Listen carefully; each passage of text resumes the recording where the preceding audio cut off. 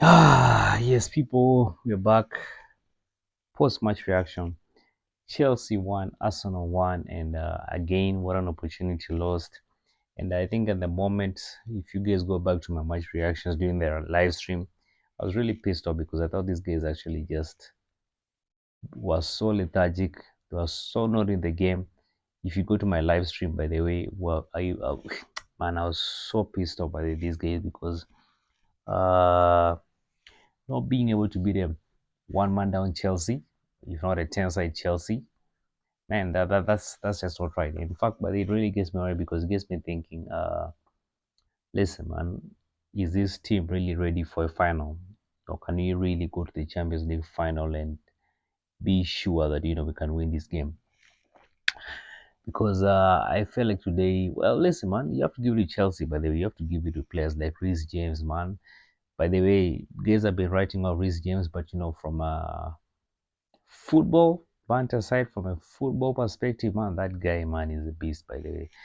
Fortunately for him, but he's managed to keep himself fit this season. And but Reece James, man, is a beast, man. Today, hey, that guy really gave us a rough time, man. He really, really gave us a rough time.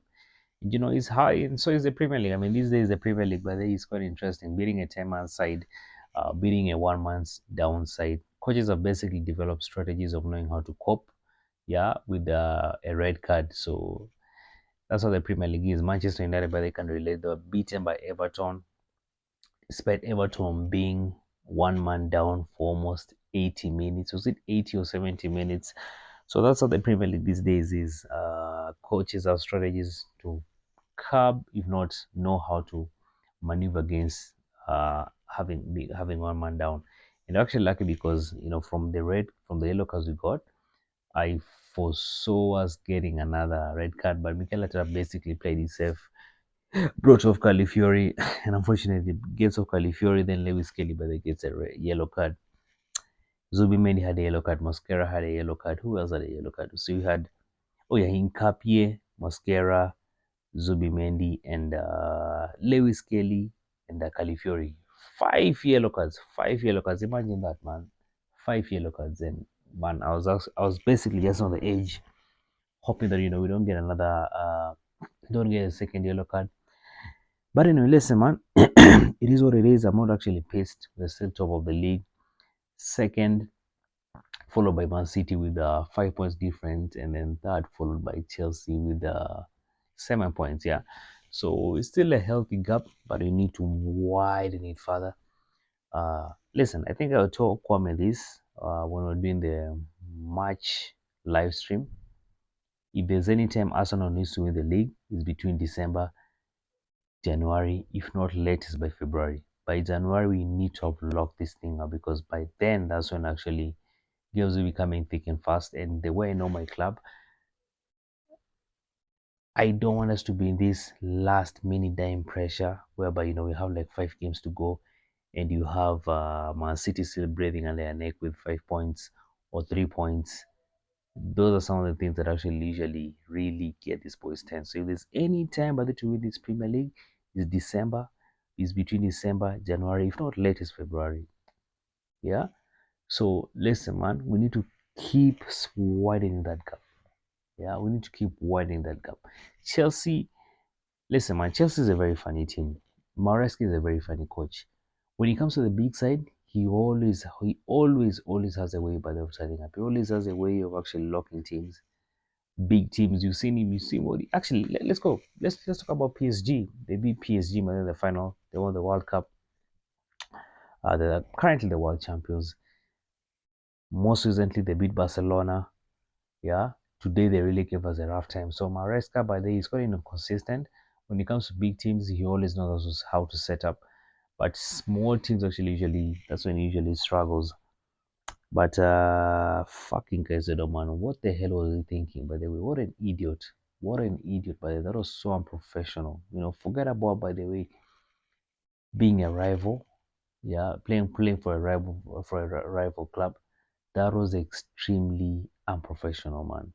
In fact, by the way, what was he doing? Honestly, what was he doing?